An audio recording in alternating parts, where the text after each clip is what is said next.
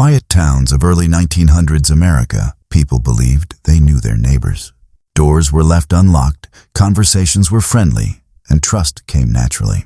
It was a time when a man's appearance and manners were enough to earn him respect, and among those ordinary faces was a man named Harry Powers, a man who, at first glance, seemed to be just another peaceful citizen living a simple life. There was nothing about him that stood out in a frightening way. He was not loud. He was not aggressive. He did not attract attention.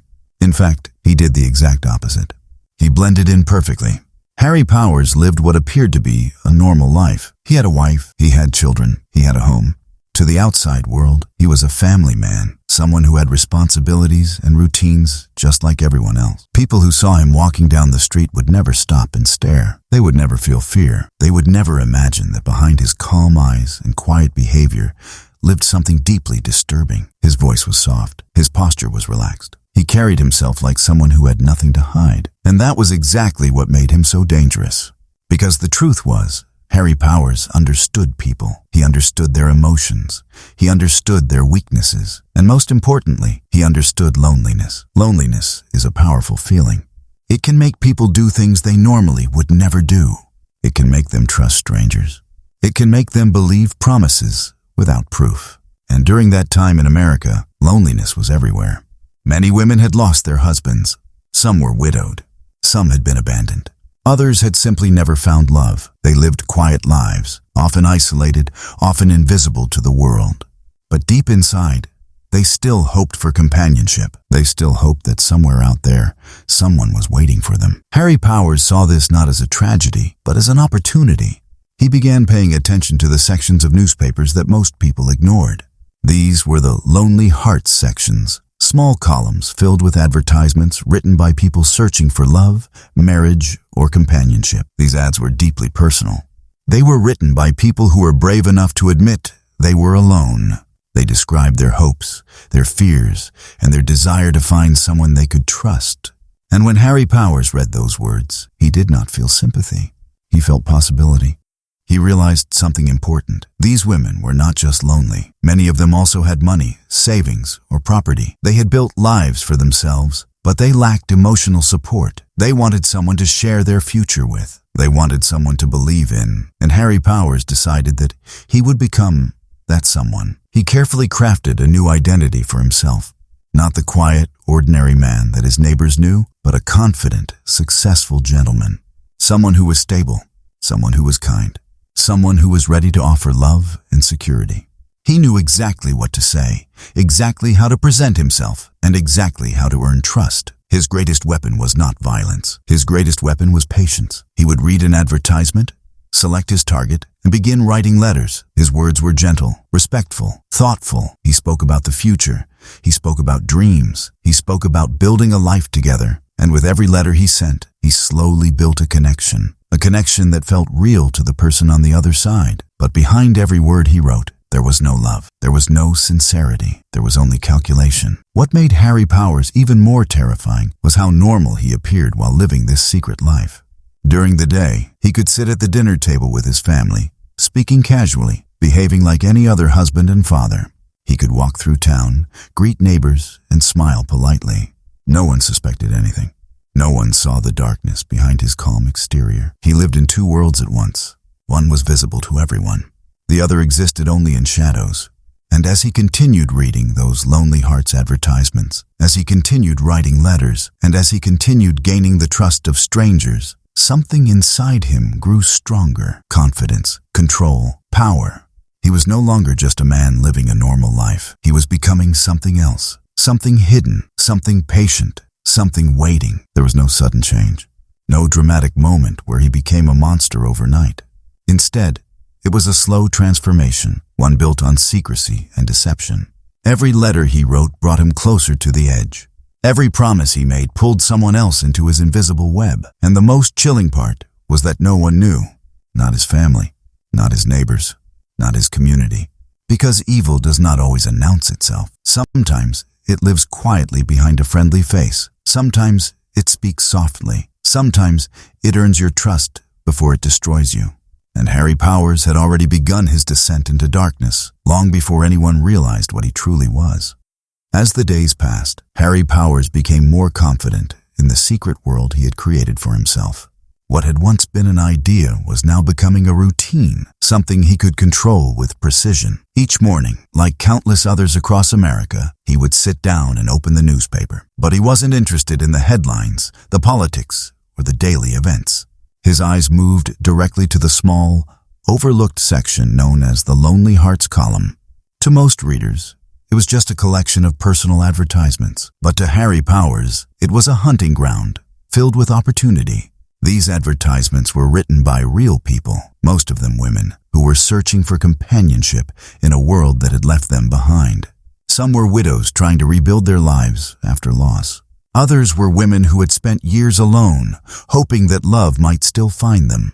Their words were honest, vulnerable, and filled with quiet hope. They described themselves, their lives, and their dreams of meeting someone kind and trustworthy. And every time Harry Powers read those words, he saw not a human being, but a target. He would carefully select which advertisement to respond to. He was patient. He wasn't random. He paid attention to details. He looked for women who mentioned financial stability, property ownership, or savings. Women who had something to lose. Women who also had no one close enough to question their decisions. Once he made his choice, he began writing. His letters were calm, polite, and warm. He introduced himself as a respectable businessman, someone who had achieved success but lacked companionship. He wrote about loneliness in a way that felt genuine. He shared stories that made him seem human, relatable, and safe. He never rushed. He allowed trust to grow slowly, naturally. And as the letters went back and forth, the connection deepened. The women who received his letters began to see him as a possibility, someone who understood them, someone who cared. In a world where they had often felt invisible, his attention made them feel seen. His words made them feel valued. And with every reply they sent, they unknowingly stepped deeper into his control. Harry Powers understood the psychology of trust. He knew that people don't trust instantly. Trust is built through consistency. So he remained consistent. He wrote regularly. He remembered details they shared. He asked thoughtful questions. He painted pictures of a peaceful future, one where they would live together, free from loneliness. He became the person they had been hoping to find. But everything he said was a lie. Behind the kindness of his words was a cold and calculated mind. He wasn't building a relationship. He was building influence. He wasn't seeking love. He was preparing for something far darker. Eventually, the letters would reach a turning point. He would suggest that it was time for them to meet, not somewhere public, not somewhere crowded, but somewhere quiet, somewhere personal. He would convince them that meeting in his town was the first step toward their new life together. And because they trusted him, because they believed in the version of him he had created, they agreed. For these women, this was a moment of hope. They packed their belongings. Some withdrew their savings. Some sold property. Some left behind everything they had known, believing they were stepping into a better future. They believed they were traveling toward love. But in reality, they were traveling toward something else entirely. When they arrived, Harry Powers greeted them not as a stranger, but as someone familiar, someone they already trusted. His calm demeanor reassured them. His voice carried the same warmth they had read in his letters. There was nothing about him that raised alarm, nothing that revealed the truth hiding beneath the surface. He understood that fear often comes from the unknown, but he was no longer unknown to them. Through months of letters, he had become someone they believed they understood, and that belief made them vulnerable. What made his actions even more chilling was how ordinary everything seemed. There were no signs of violence, no immediate threats, just a man welcoming someone into his life. It was quiet, controlled, invisible to the outside world. And once the women arrived, something else happened. They disappeared. Not immediately noticed, not immediately questioned. Days would pass, weeks would pass. Families and friends, if there were any, would grow concerned. Letters stopped. Communication ended. It was as if these women had simply vanished from existence. Their absence became a mystery with no clear answers. But Harry Powers remained calm. He continued his routine. He continued reading newspapers. He continued writing letters. He continued presenting himself as a normal man, living a normal life. There was no panic, no visible guilt. He had built a system that allowed him to operate in silence. The scariest part was not just what he was doing, but how easily he was doing it. He moved through his daily life without suspicion. No one around him could see the truth. No one knew that behind his polite smile and gentle voice was someone capable of unimaginable deception. He had learned that trust could be manufactured, that loneliness could be exploited, that people could be controlled without force, simply by giving them what they desperately wanted to believe. And with every letter he wrote, with every promise he made, and with every person who placed their faith in him, Harry Powers moved further away from humanity and deeper into darkness. By the time Harry Powers had perfected his method of gaining trust, he had also prepared the place where trust would end and horror would begin. It was not some distant forest or an abandoned building hidden miles away. It was much closer than that. It was on his own property, near his home, in a place that looked completely ordinary from the outside. To anyone passing by, it was just a small garage, a simple wooden structure. Nothing about it seemed unusual. Nothing about it suggested that it existed for any purpose other than storage. But inside that quiet, unremarkable building, Harry Powers had created a space designed for control, secrecy, and death. The garage stood as a silent extension of his double life. During the day, it blended into the background of his property, unnoticed and unimportant. Neighbors saw it and thought nothing of it. It did not draw attention. It did not invite curiosity, and that was exactly why it was perfect. Because Harry Powers understood that the safest place to hide something terrible was often in plain sight. When the women arrived in his town, they did so with hope in their hearts. They believed they were meeting the man who would change their lives for the better. They believed they were stepping into a future filled with companionship and security. Harry Powers greeted them calmly, just as he had greeted them in his letters. His voice was steady. His behavior was reassuring. There was no sign of danger in his movements. He did not rush. He did not force. He allowed them to remain comfortable, to remain unaware.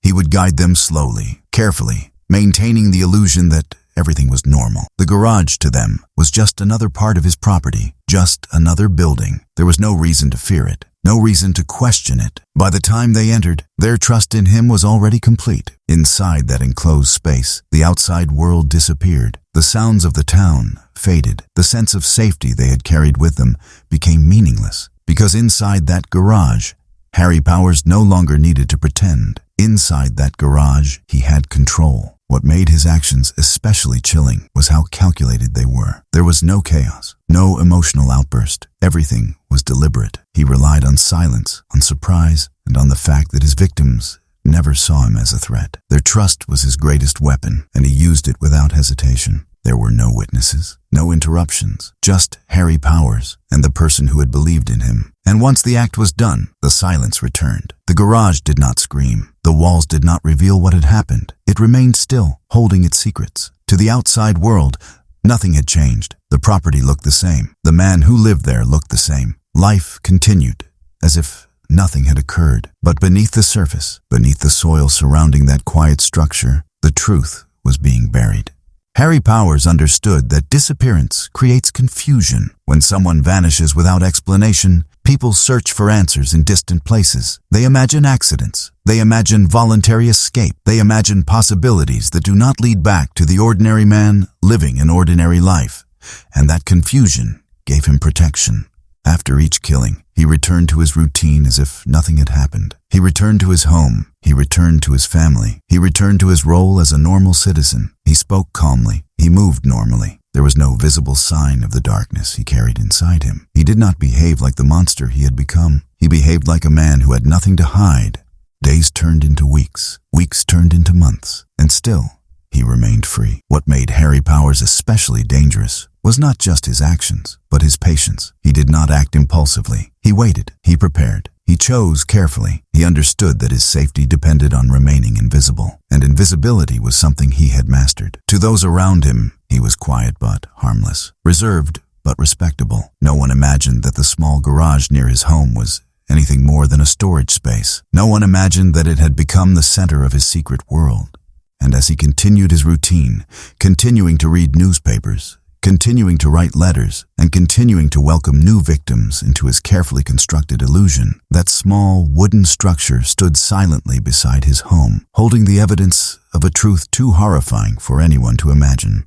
It existed as a place where trust ended, where hope was extinguished, and where Harry Powers revealed the part of himself that the world was never meant to see.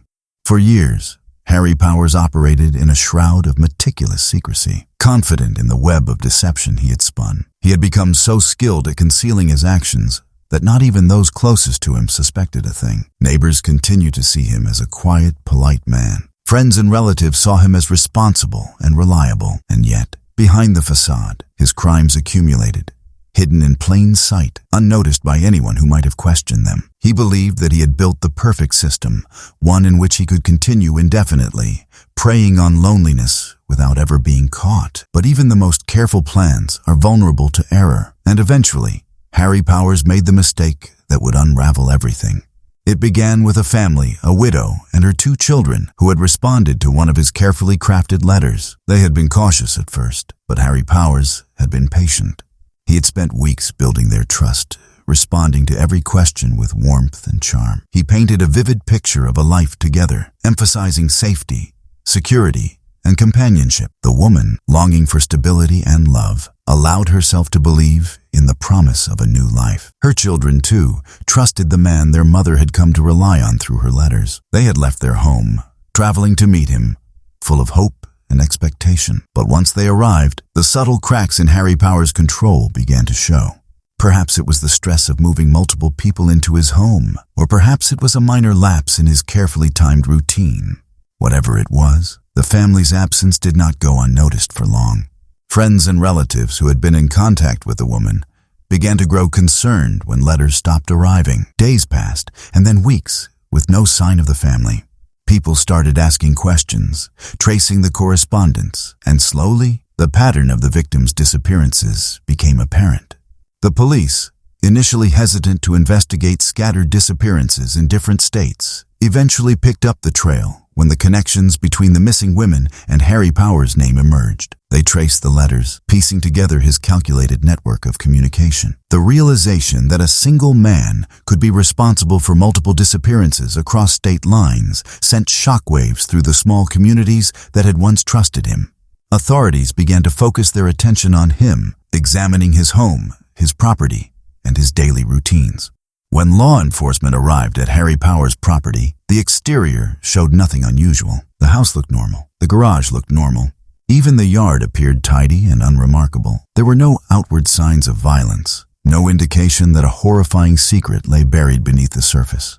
Harry Powers greeted the officers calmly, offering polite conversation, showing no sign of fear or guilt. He maintained the image he had perfected for years, a man above suspicion. It was as if he knew instinctively how to navigate the moment, to buy time, and to appear cooperative, while the investigation quietly closed in around him. The police were not deterred. Something about the pattern of disappearances and the correspondence suggested that the truth was closer than anyone had imagined. They began a systematic search of the property, meticulously examining every corner. And then, in the soil near the small garage that had been such an unassuming fixture of the property, they found it. The first discovery was small, almost unremarkable, a piece of clothing, a personal item belonging to one of the missing women.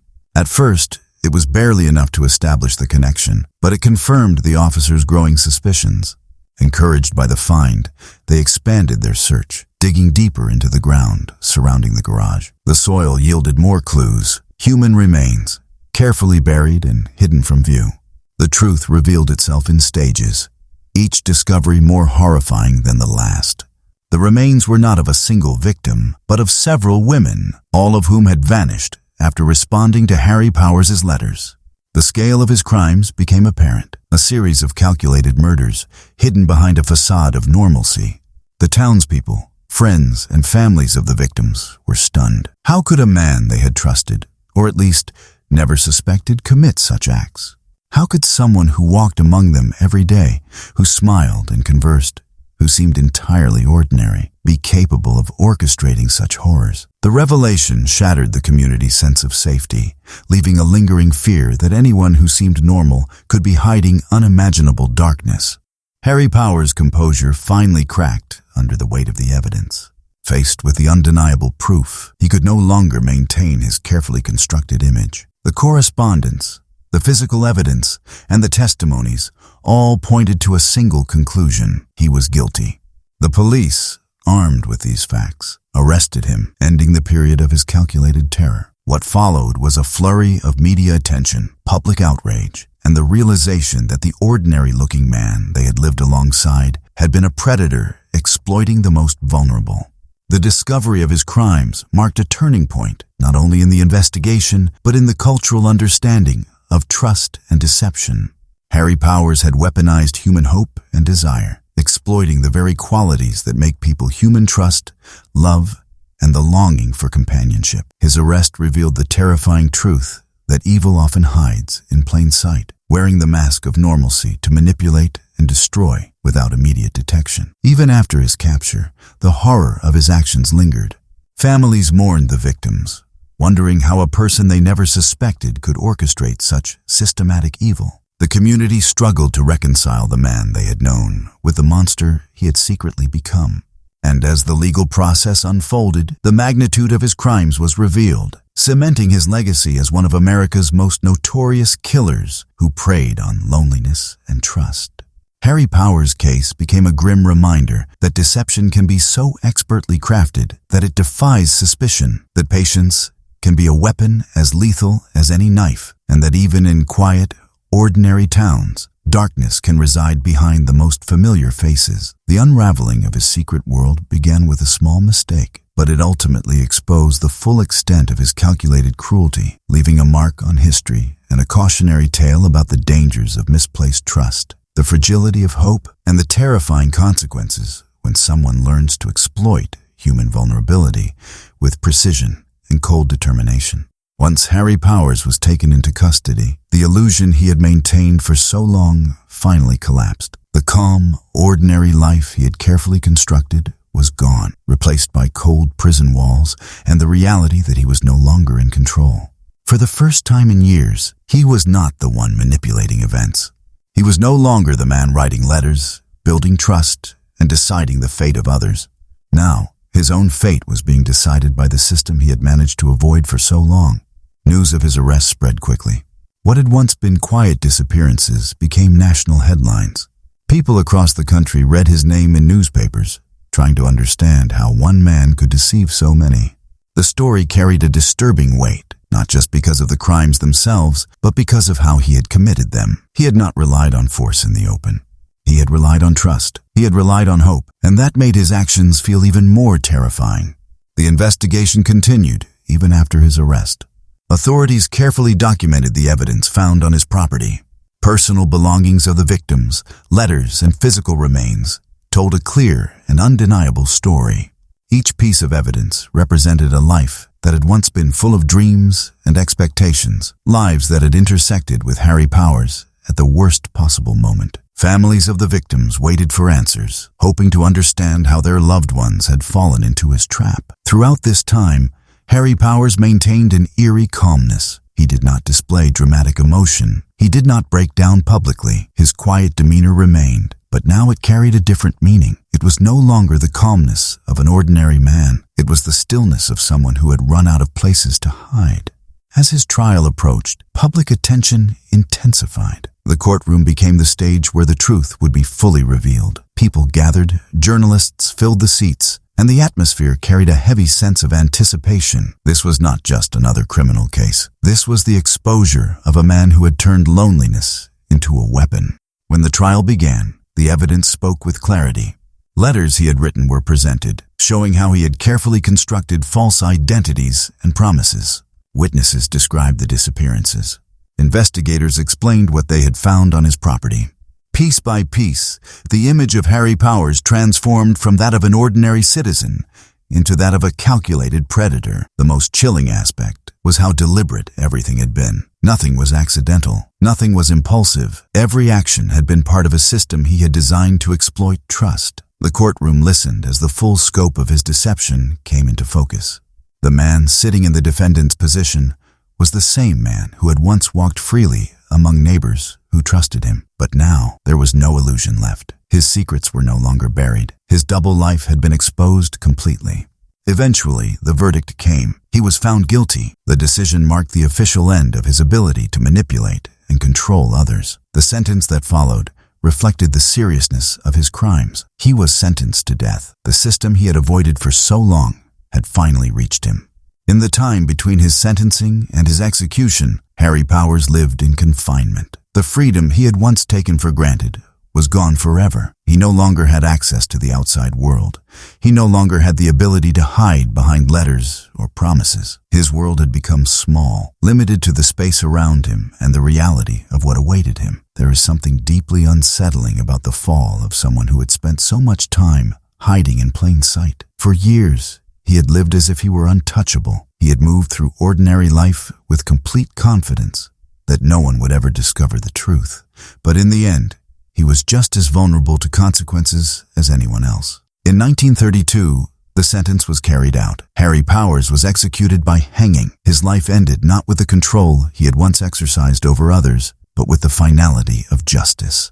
His execution brought a sense of closure, but it did not erase the fear and sorrow he had caused. The families of the victims were left with memories, questions, and grief that would never fully disappear. Communities were left with the realization that someone they had never suspected had been capable of unimaginable cruelty. His story became more than just a criminal case. It became a warning, a reminder that danger does not always appear in obvious forms, that manipulation can hide behind kindness, that trust, once broken, can have irreversible consequences. Even after his death, the legacy of Harry Powers remained. His crimes became part of history, studied and remembered as an example of how deception and patience can be used to exploit human vulnerability. His name became associated with one of the darkest forms of betrayal, the betrayal of trust itself. In the end, Harry Powers was not remembered as the quiet man his neighbors once knew. He was remembered as the man who had built his life on lies, who had preyed on hope, and who had ultimately been unable to escape the truth.